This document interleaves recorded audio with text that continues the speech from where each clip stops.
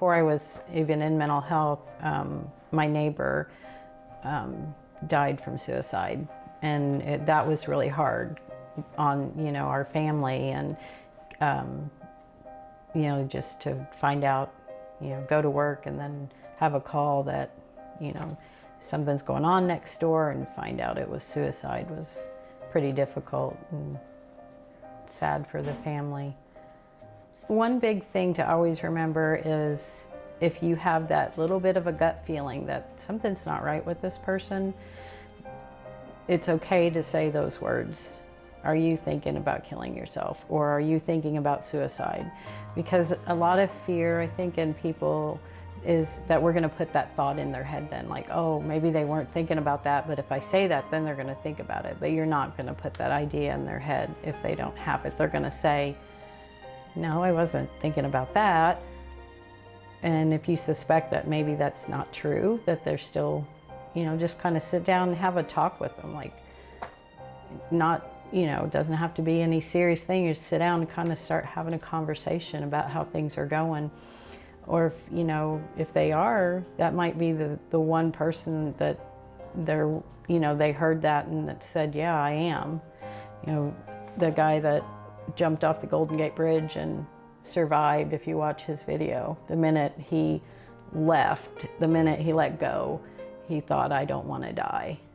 And, you know, all he wanted was someone to say to him, how are you today? Or smile, and it would have made all the difference in the world. You know, and he still struggles with mental health, but, you know, he has a big story to tell because he survived and knows that feeling the minute he let go is, I didn't really want to die.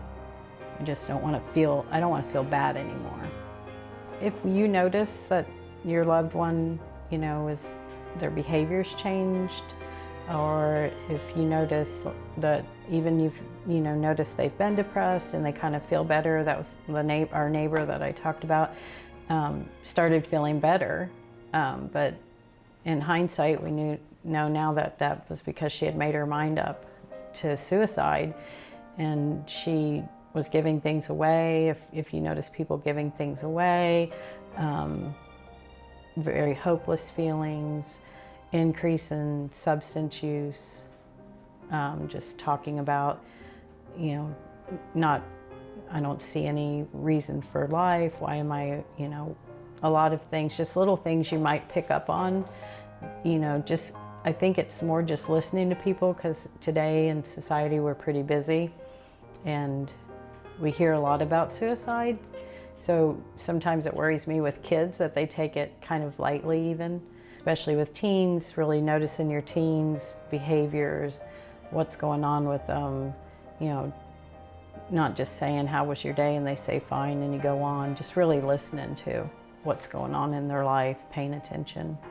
Like in this setting, just kind of working with people that I've had to have put, you know, inpatient, and then they've come to see you when they get released, you know, and just trying to instill that hope in them that, you know, we'll work together to get you to the point that, you know, you feel better, you feel more hopeful, you know. So I think it's just, and that's me as a therapist doing that, but people every day can do that for people. Just letting someone know that, hey, you're not alone on this, you know, calling somebody, texting them.